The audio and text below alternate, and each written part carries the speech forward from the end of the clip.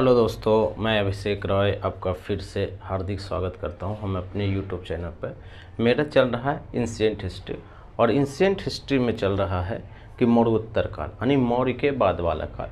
और मौर्य के बाद में हम दो बातें पढ़े हैं। एक मौर्य के बाद में हम एक आंतरिक आक्रमण के बारे में पढ़े, या आंतरिक अशांति भी बोल सकते हैं, है ना। क्योंकि मौर्य सत्ता जब कमज़ोर हुआ तो दोनों टाइप का जो है वो आक्रमण देखने के लिए मिलता है, या दोनों टाइप का डिस्टरबेंस देखने के लिए मिलता है।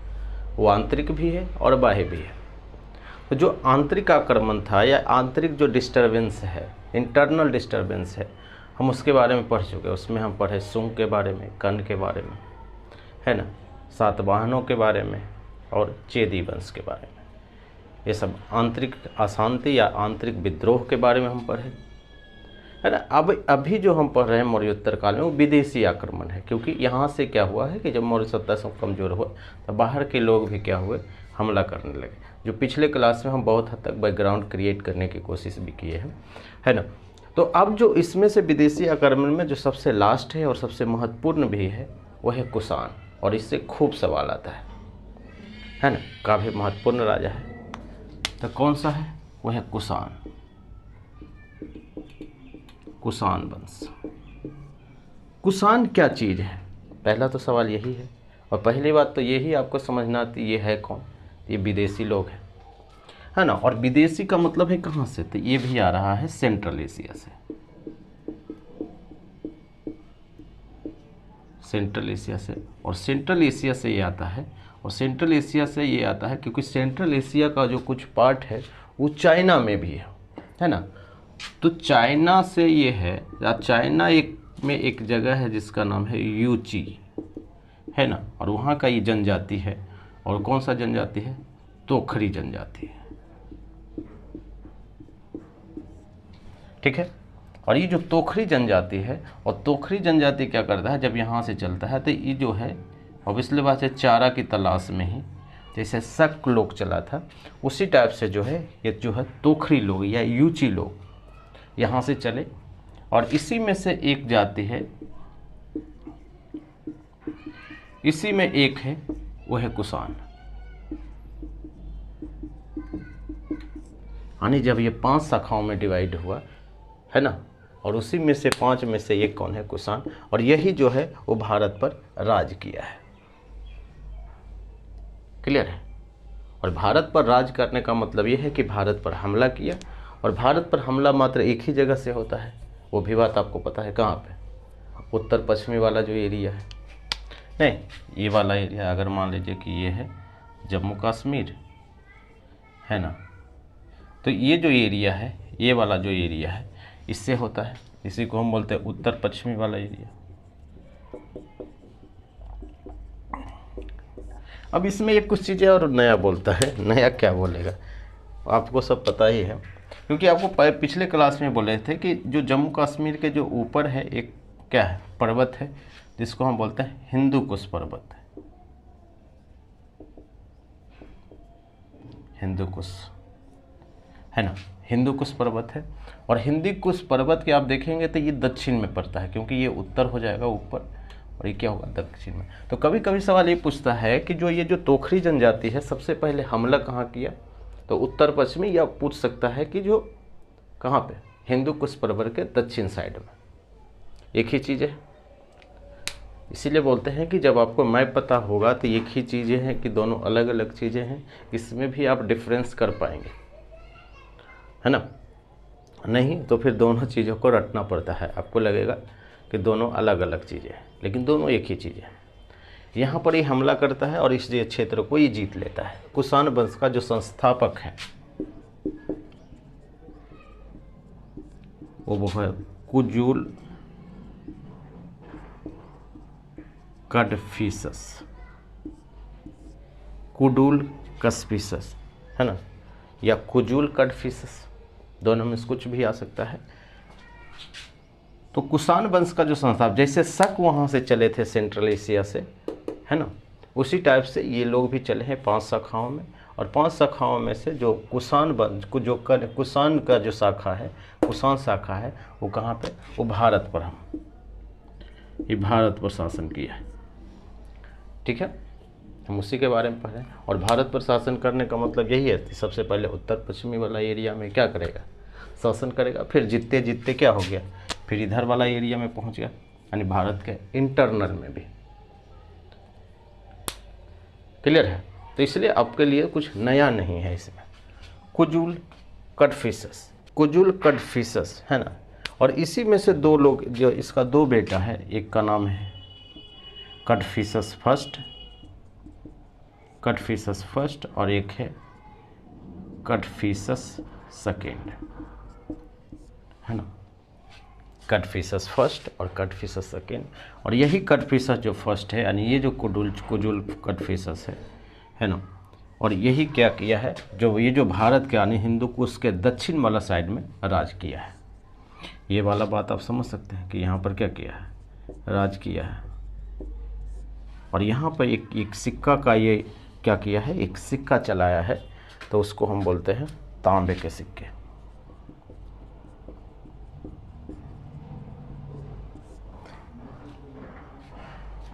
हम क्या बात कर रहे हैं, जो कुषाण वंश का जो संस्थापक है वो है कुजुल कटफिशस, है ना। उसका दो बेटा है, कौन कौन, एक कटफिशस फर्स्ट और एक है कटफिशस सेकेंड। क्लियर? कटफिशस जो फर्स्ट है वो क्या है, जो उत्तर पश्चिमी वाला जो एरिया है या हिंदूकुश के जो दक्षिण वाला पार्ट है ना, वहाँ पर ये राज किया है। और वहाँ पर इन्होंने क्या किया है, तांबे के जो सिक्के हैं वो चलाया है। क्लियर है? उसके बाद है एक है कटफिशस सेकेंड, और इसी का नाम है बीम कटफिशस, कटफिशस। क्लियर है? और इन्होंने जो सिक्के चलाए हैं वो है सोने के सिक्के।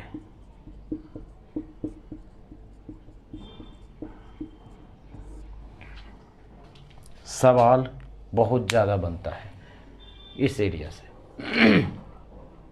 अगर आपसे कोई पूछ ले कि पूरा जो एंशिएंट हिस्ट्री है या पहली बार सोने के सिक्के कौन चलाया है, तो आपको क्या बताना है, वो मिनांडर चलाया है, या वे बोल सकते हैं कि बैक्टीरिया वाले लोग चलाए, या पूछ ले हिंदू यूनान वाले चलाए, है ना, क्योंकि सबसे पहले बैक्टीरिया वाला ही चलाया। और बैक्टीरिया में कौन चलाया, मिनांडर ने चलाया, जिसको हम मिलिंद पर बोल रहे थे, मिलिंद पन्हो, ये चीज़ है। और अगर पूछे कि कुषाण वंश में सबसे पहले कौन बनाया है, कौन चलाया है सोने के सिक्के, तो क्या आपको बताना है, बीम कटफिशस या कटफिशस सेकेंड, ये दोनों ऑप्शन हो सकता है। और अगर पूछेगा कि तांबा का सिक्के कौन चलाए, तो कटफिशस फर्स्ट। और कहाँ पे चलाए, तो हिंदूकुश के दक्षिण वाला पार्ट में। और दक्षिण वाला पार्ट में का मतलब है कि यही है सिंध, है ना, कहाँ आएगा, पंजाब, इस वाला एरिया में। इसलिए आपको बोलते हैं कि इस एरिया का बात कर रहे हैं, मतलब इस एरिया में क्या क्या चीज़ है। तो आप देखेंगे मैप में, तो यहाँ पे पंजाब आता है, फिर सिंध आता है ना, इस टाइप से। इसलिए है कि मैप आप लगातार देखिए, मैप से चीज़ें क्या होता है, कन्फ्यूजन दूर होता जाता है, आपको रटना नहीं पड़ेगा। यहाँ तक तो हम बात कर लिया।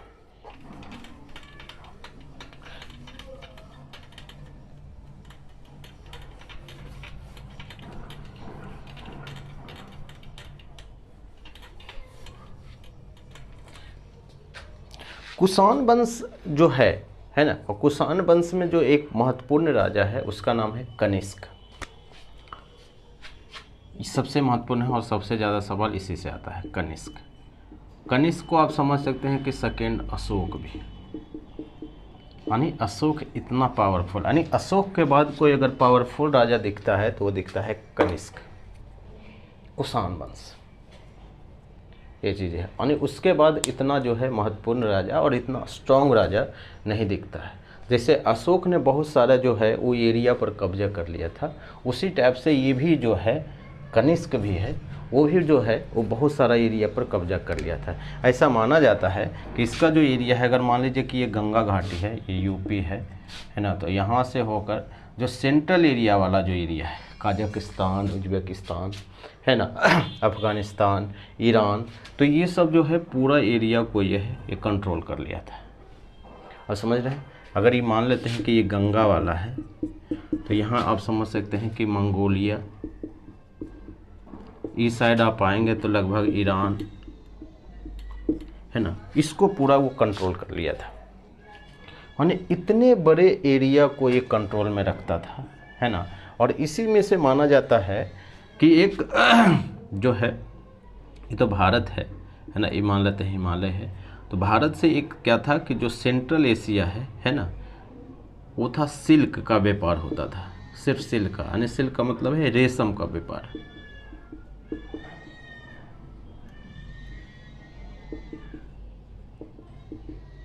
या रेशम का व्यापार जिस रोड से होता था उसका हम बोलते थे रेशम मार्ग,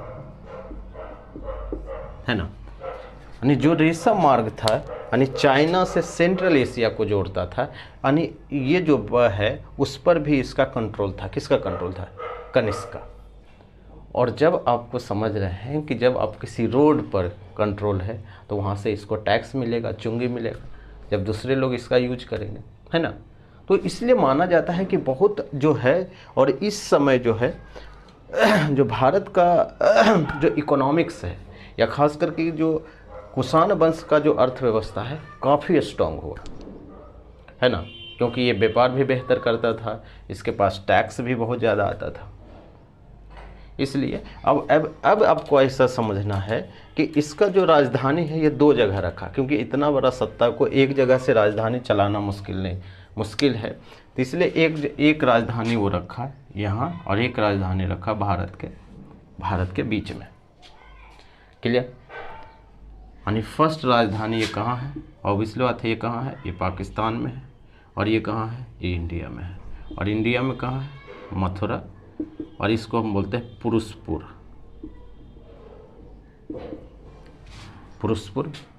या पुरुषपुर को अगर अभी क्या बोलते हैं? पेशावर। और पेशावर ऑब्वियसली बात कहाँ है? पाकिस्तान में। यानी कनिष्क वंश में 2 राजधानी था, पहला पुरुषपुर या पेशावर पाकिस्तान में है, और ये क्या है? मथुरा। कहाँ है? इंडिया। ये चीज़ें, क्योंकि आप समझ सकते हैं ना कि इतना बड़ा जो एरिया है उसको एक जगह से कंट्रोल करना बहुत मुश्किल होता है। तो 2 जगह एडमिनिस्ट्रेशन चलाया, बीच बीच में जो कनिष्क है यहाँ भी बैठता था और फिर यहाँ भी बैठता था। नहीं, जैसे अगर भारत है, भारत इतना बड़ा क्षेत्र है, इसलिए कभी कभी ये आरोप लगता है जो भारत में जो सुप्रीम कोर्ट है, सुप्रीम कोर्ट कहाँ है? दिल्ली में। लेकिन आप सोचिए कि जो केरला के लोग हैं उसको दिल्ली पहुंचने में ही 2 दिन लगता है ना। इसलिए कभी कभी मांग उठता है कि क्योंकि इतना टाइम लगता है तो इसको तो जस्टिस क्या मिलेगा, अपने ही परेशान। और हो सकता है कि एक दिन में अगर समय ना मिले, ऐसा नहीं है ना कि आप जाएंगे आपका काम हो जाएगा, नहीं है। तो क्या होता है कि ये सारे अनुमान होता है कि बीच में सुप्रीम कोर्ट क्या है कि चारों साइड होना चाहिए, भारत के जो है चारों कोना में, है ना, ताकि लोगों को जो है वो दिक्कत ना हो। 4 बेंचेज होना चाहिए, है ना। जैसे एक आसाम में चला गया तो नॉर्थ ईस्ट को है ना, एक जम्मू कश्मीर में चला गया तो ऊपर वाला संभाल लेगा। क्लियर है? एक आपको कहाँ होना चाहिए? कलकत्ता में होना चाहिए, और एक कहाँ होना चाहिए? तमिलनाडु के आसपास। तो ये जो ईस्ट वेस्ट नॉर्थ साउथ है, ताकि चारों को मैनेज हो जाता है ना। तो उसी टाइप से क्या होता है कि ये जो करने का मतलब यही होता है, क्योंकि इतने बड़ा जो क्षेत्र को है एक जगह से चलाना बहुत मुश्किल होता है ना, इसलिए राजधानियाँ ज़्यादा होती है। क्लियर?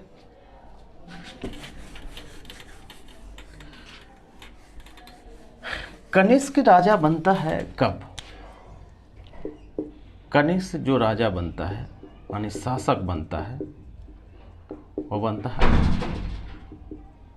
78 AD में। अब आपके दिमाग में ये चीज़ें होना चाहिए कि BC क्या है और AD क्या है। ये है 0, यानी ईसा मसीह के जो बाद वाला एरिया है, जिसमें हम लोग कहाँ तक पहुँचे हैं? 2023। तो इसको हम बोलते हैं AD। क्लियर? और इधर ईसा मसीह से जो पहले वाला एरिया है उसको बोलते हैं BC। BC का मतलब यहाँ पर है बिफोर से। अब बिफोर का मतलब क्या होता है? पहले। और AD का क्या मतलब है? आफ्टर, बाद। तो बाद और पहले क्या है कि ईसा मसीह के जन्म से पहले जो टाइमिंग है हम उसको पहले बोल देते हैं, BC बोलते हैं, है ना। और जो बाद है उसको हम AD बोलते हैं, आफ्टर बोलते हैं। यानी अगर ये बता रहा है कि 78 AD है तो ईसा मसीह के एज से कितना साल की बात कर रहा है? 78 साल के बाद बात कर रहा है ना। नहीं, और अगर BC बोले तो क्या होला कि ईसा ने, अगर हम पिछले बार पढ़े कि विक्रम संवत हुआ था 58 BC में, यानी 58 BC में। तो 58 BC का क्या मतलब है कि ईसा मसीह के डेट से जो जन्म से 58 साल पहले की बात हो रहा है ना। यहाँ पर हम इसलिए बता रहे हैं क्योंकि यहाँ ज़रूरत है, क्योंकि जब ये शासक बनता है तो ये कैलेंडर जारी करता है, उसको हम बोलते हैं शक सावंत। यानी शक सावंत कब जारी होता है? 78 AD में। आप समझ रहे हैं? यानी जितना दिन पहले जो कनिष्क है राजा बना है वो कितना साल पहले है, तो इसमें से कितना घट जाएगा? 78, क्योंकि यहाँ से हम 0 काउंट करेंगे, है ना। तो कितना हो जाएगा? 2023 में 78 आप घटा दीजिए, 8 5 13, 7 4 11 9, यानी 1945 साल पहले क्या है, अभी से कनिष्क राजा बना है। कहाँ का? इंडिया में, एंशिएंट हिस्ट्री में, है ना। अभी चल क्या रहा है? 2023, है ना। ये चीज़ आपको निकालने आना चाहिए, क्योंकि सवाल पूछता है कि AD 78 AD और ये क्या है ना। क्योंकि BC रहेगा तो आप उसको ऐड कर लीजिएगा, AD होगा तो इसको इसमें 2023 में घटा देना है। नहीं, क्योंकि 0 तो ये है ना। शक सावंत, और शक सावंत को ही हमारा भारत सरकार इसी को मानती है, भारत सरकार। तो ये और महत्वपूर्ण हो जाता है ना, कि जो हमारा भारत सरकार, शक सावंत क्या है? एक कैलेंडर है, कैलेंडर इसी को मानती है ना। और ये कब से कैलेंडर शुरू होता है शक सावंत वाला? तो आपको पता है चैत से कहाँ? फाल्गुन तक, या फागुन तक, फाल्गुन तक, है ना। ये वाला है। यानी जो हिंदी का जो कैलेंडर है वो किसने शुरू किया है? वो किया है कनिष्क ने। कब से? वो 78 AD से। यानी हमारा जो ईसा मसीह का कैलेंडर है ना, वो क्या है? 78 साल पहले का कैलेंडर है, जो हमारा हिंदू कैलेंडर से। क्लियर? या ये बोले कि जो हमारा हिंदी का जो कैलेंडर है, चैत बैसाख जेठ आषाढ़, ये सब वाला जो कैलेंडर है वो क्या है? 78 साल बाद शुरू हुआ है ना। चैत से शुरू होता है, चैत के फर्स्ट दिन, जिसको हम होली बोलते हैं, होली इसी के दिन को मनाया जाता है। नहीं, फर्स्ट चैत को। और ये जनरली अगर हम ग्रेगोरियन कैलेंडर से मैच करें कि लगभग कितना टाइम, तो ये मार्च आता है। नहीं, ऐसा लगता है कि 22 से 23 मार्च जो है ये होता है ग्रेगोरियन कैलेंडर से, ग्रेगोरियन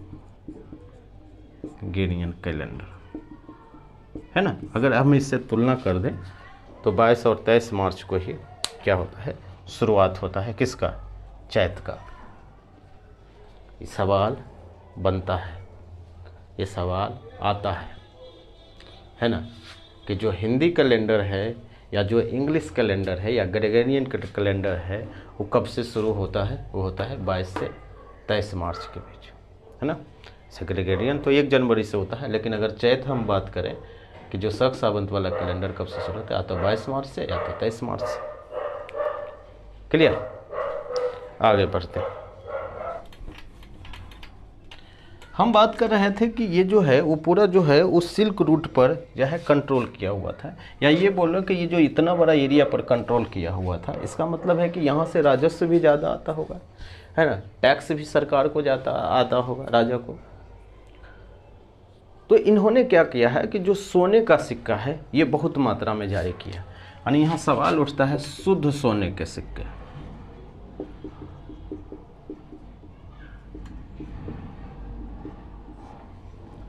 है ना, शुद्ध सोने के सिक्के। यानी हम इससे पहले क्या पढ़े? बीम कटफिसस या कटफिसस सेकेंड सोने के सिक्के जारी किए, है ना। लेकिन जो सोने का सिक्का कनिष्क ने जारी किया, जो भीम कदफिसस ने जारी किया, वो सबसे ज़्यादा शुद्ध ये है। आपको पता है ना कि सोना कितना 22 कैरेट 24 कैरेट में क्या होता है, कैरेट शुद्ध माना जाता है 24 कैरेट।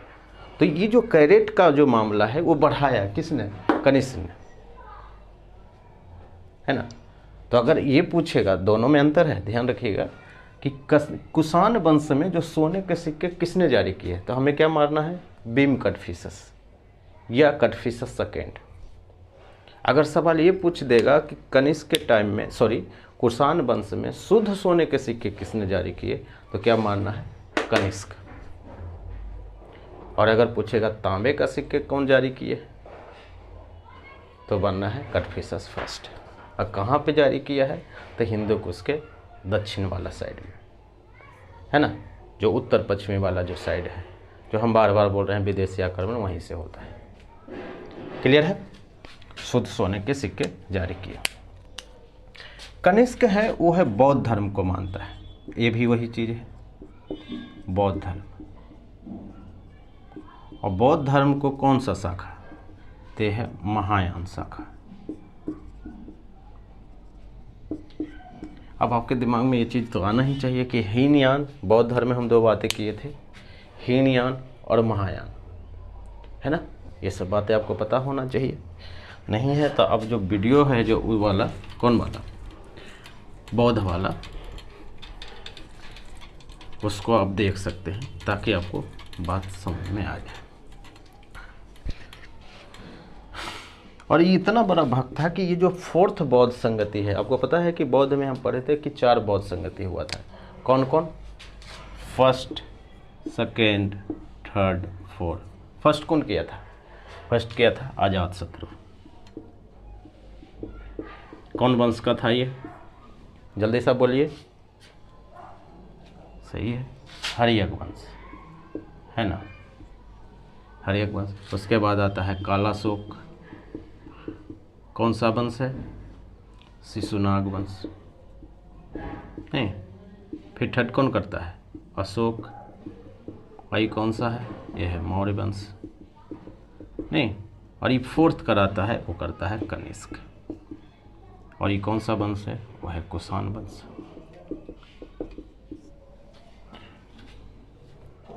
सवाल ये पूछता है कि अजातशत्रु कहाँ कराया था, राजगीर में, ग्रेवरिज में।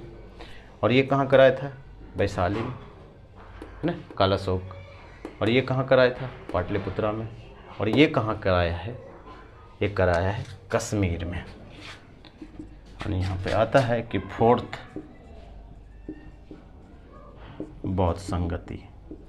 आपको पता है कि बौद्ध संगति का क्या मतलब होता है, कि बौद्ध धर्म से रिलेटेड बहुत बड़ा यज्ञ समझ सकते हैं, है ना। फोर्थ बौद्ध संगति कहाँ हुआ था, वो हुआ था कश्मीर में, है ना। यह इसका नाम है कुंडलवन, है ना, यही चीज़ है, कुंडलवन है। और किसका हुआ था, ऑब्वियसली बात है महायान शाखा। और यहीं से आप जानते हैं कि जो बौद्ध धर्म है 2 भागों में डिवाइड हो गया था, है ना। बौद्ध धर्म एक कौन सा, एक हीनयान और एक है महायान,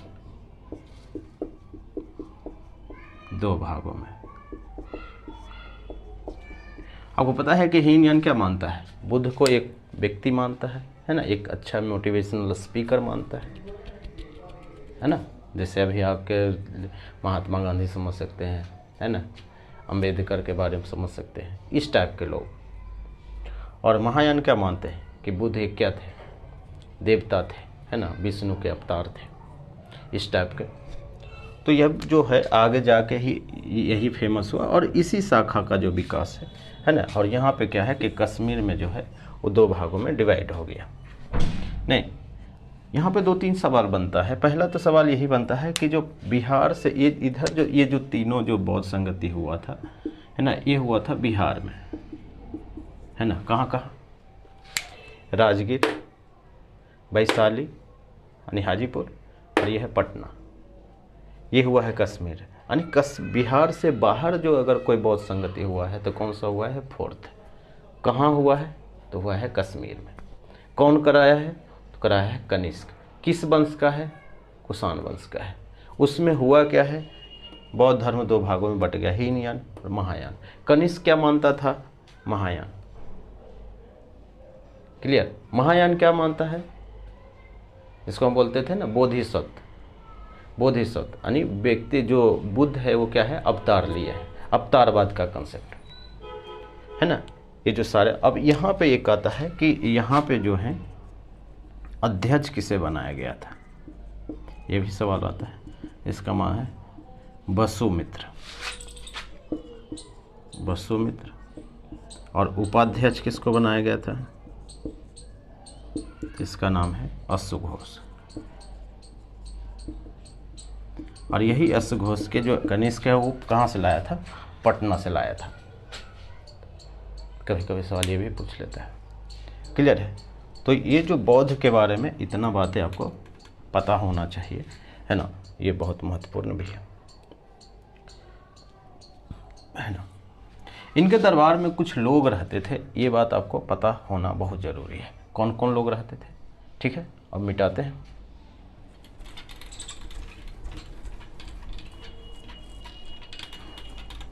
देखते जाइए ना, सब रिवाइज होता चला जाएगा।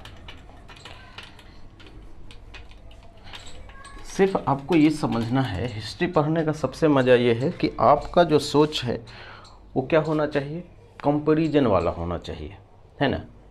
कि जैसे ही हम पढ़े कि फोर्थ बौद्ध संगति हुआ है, तो आपको जो तीनों बौद्ध संगति है वो आपके दिमाग में चलते रहना चाहिए।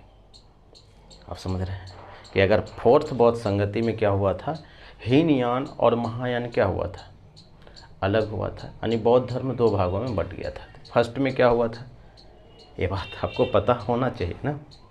नहीं, फर्स्ट में हुआ था सूत पिटक का संकलन हुआ था। और सूत पिटक का संकलन किसने किया था, आनंद ने किया था। आनंद कौन था, बुद्ध का जो है शिष्य है ना, जिसको बोलते हैं ना प्रिय शिष्य, वो था।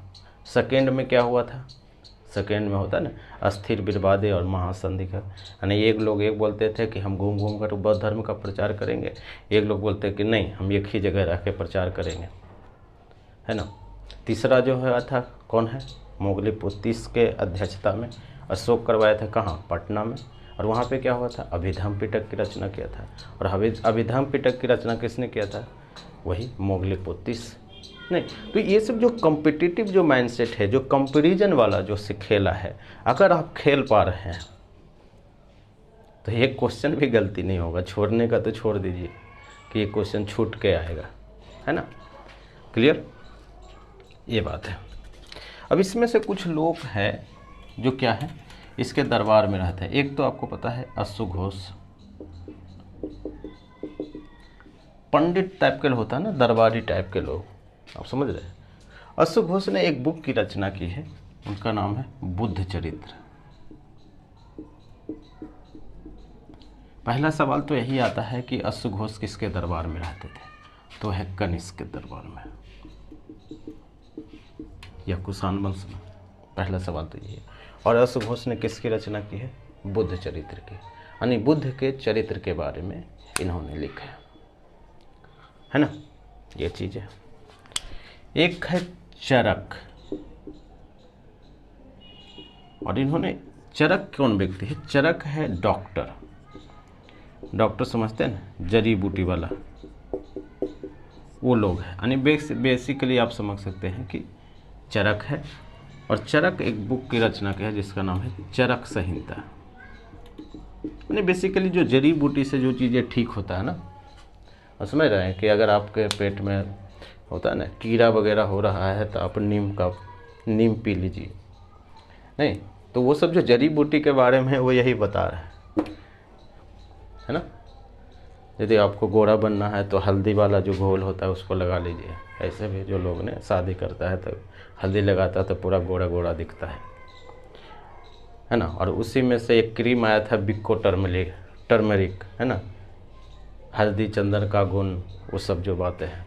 तो वो सब जो होता है, जो जड़ी बूटी का जो कॉन्सेप्ट है, वो चरक ने है, जो किसके दरबार में रहता था, कनिष्क के दरबार में। और इन्होंने एक बुक की रचना की थी जिसका नाम है चरक संहिता।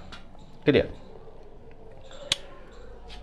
अब आपके दिमाग में एक बात हम और पूछ लेते हैं कि एक और हम वैद्य की बात किए थे, या इसको आप बोल सकते हैं राजवैद्य। सवाल, पहला सवाल तो यही आता है कि चरक किसके दरबार में रहता था?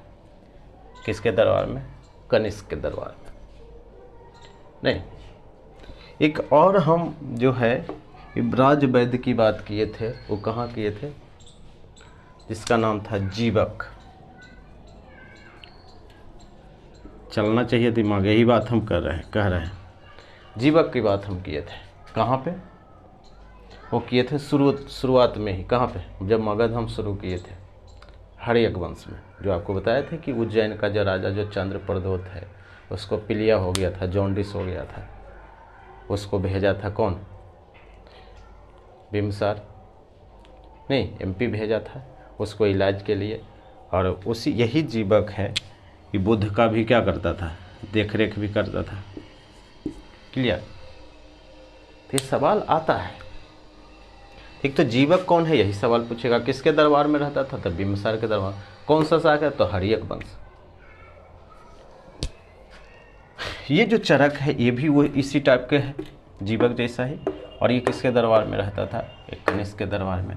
और इन्होंने एक बुक लिखा है जिसका नाम है चरक संहिता, जिसको यहाँ पर हम लिख देते हैं जड़ी बूटी, क्योंकि पुराने ज़माने में तो जड़ी बूटी ही चलता था।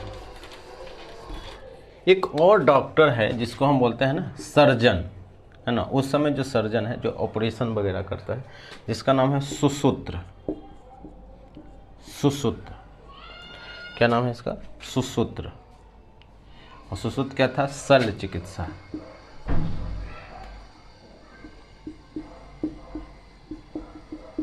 यानी बोल सकते हैं ना कि ऑपरेशन वगैरह होता है ना, चीर फाड़ जो करता है, जिसको हम सर्जन भी बोलते हैं। तो उस समय जो सुश्रुत था वो किसके दरबार में था? कनिष्क के दरबार में। और ये भी क्या था? डॉक्टर था।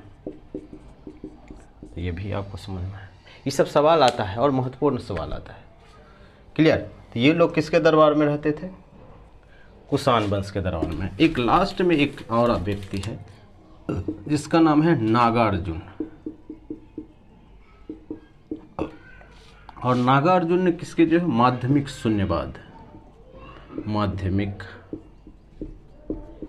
शून्यवाद। आपको पता है कि बौद्ध धर्म भी एक शाखा में डिवाइड हुआ था जिसको हम बोलते हैं माध्यमिक शून्यवाद, है ना। और माध्यमिक शून्यवाद का जो प्रतिपादक है कौन है? नागार्जुन, या इन्हीं को हम बोलते हैं नागसेन।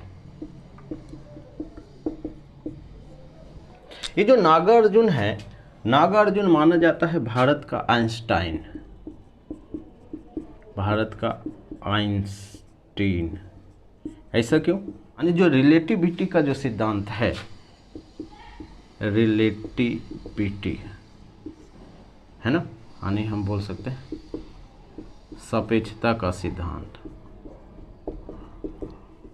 कौन दिया है? आप सुने होंगे E = mc², नाम सुने होंगे ना। ये किसने दिया है?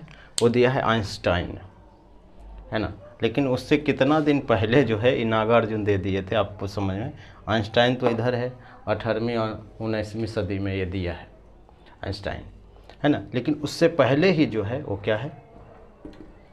नागार्जुन बोल चुके हैं कि ये जो एनर्जी है, मास को हम क्या करेंगे, ये जो प्रकाश की लाइट से जब हम मल्टीपल करेंगे तो वहाँ पे एनर्जी में कन्वर्ट हो जाएगा। नहीं, यही है ना। तो इसी को बोलते हैं क्या? भारत का आइंस्टाइन। ऐसा तो बोलना चाहिए, आइंस्टाइन को ही बोलना चाहिए क्या, यानी यूरोप का नागार्जुन, ऐसे बोलना चाहिए। लेकिन क्या कीजिएगा, पहले से ही वहाँ पे लोग डेवलप है तो हम लोग उल्टा पढ़ते हैं, क्योंकि पहले ही ये लोग बता के चले गए। तो ये जो पूरा खेला है, ये जो पूरे लोग हैं, यहाँ किसके दरबार में रहते थे? कनिष्क के दरबार में या कुषाण के दरबार में। और ये जो सारे लोगों से जो है वो सवाल बनता है। क्लियर? अब इसमें से थोड़ा सा हम कला की बात कर लेते हैं।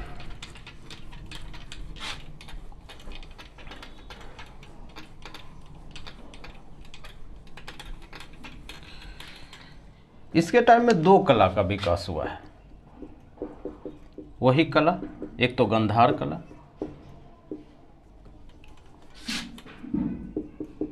गंधार, और दूसरा है मथुरा कला। ठीक है। गंधार कला, वही गंधार कला जो यूरोप वाले जो मिल के जो भारत वाला जो पिछले क्लास में हम पढ़े, हेलेनिस्टिक आर्ट प्लस भारतीय आर्ट दोनों को मिला के किसके, गंधार कला का विकास हुआ है। और गंधार कला में जो विकास हुआ इसमें बौद्ध की ऑब्वियसली बात है कि बौद्ध की ही मूर्ति है सबसे ज़्यादा, ये भी बात आपको पता है, बौद्ध मूर्ति है ना। और एक और इसमें आता है कि कौन सा पत्थर से बनाया जा गया है, तो ये होता है वाइट, सफ़ेद बलुआ पत्थर से। और ये मथुरा जो कला है ये जनरली किससे संबंधित है, जैन धर्म से संबंधित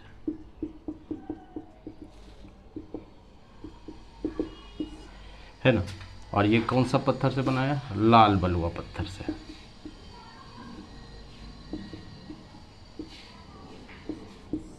क्लियर। सबसे ज़्यादा जो बौद्ध की मूर्तियां हैं वो किस में है, गंधार कला में।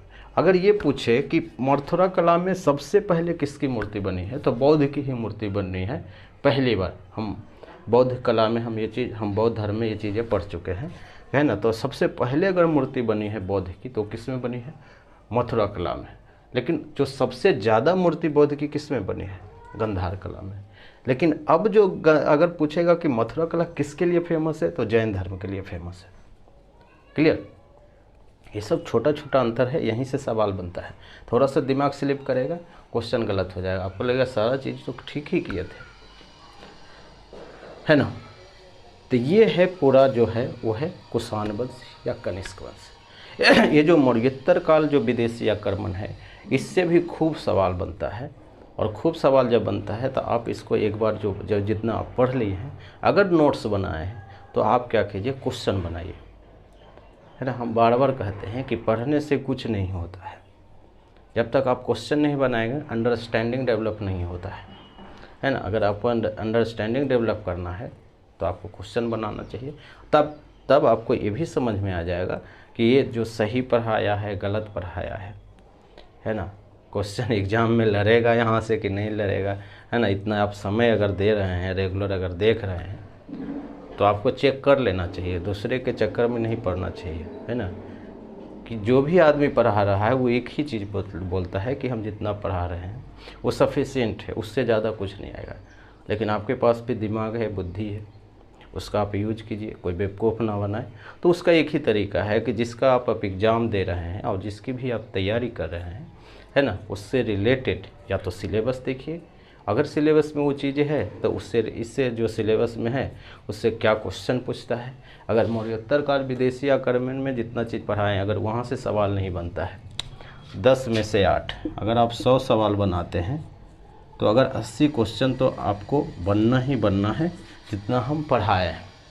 अगर इससे कम बनता है तो आप जो है इसको मत देखिए, किसी और को देखिए। या हम ये बोलेंगे कि कहीं भी आप पढ़ रहे हैं, है ना, कोई भी सब्जेक्ट, तो आप ज़रूर इस चीज़ को चेक करिए कि आपसे क्वेश्चन बन रहा है, अंडरस्टैंडिंग ठीक है तो फिर बढ़िया है। क्लियर। तो अब जो हम आगे पढ़ेंगे वो पढ़ेंगे गुप्त काल। अब काफ़ी महत्वपूर्ण टॉपिक भी है, उसी में हम समुद्रगुप्त के बारे में पढ़ेंगे, चंद्रगुप्त के बारे में पढ़ेंगे, है ना। Thank you.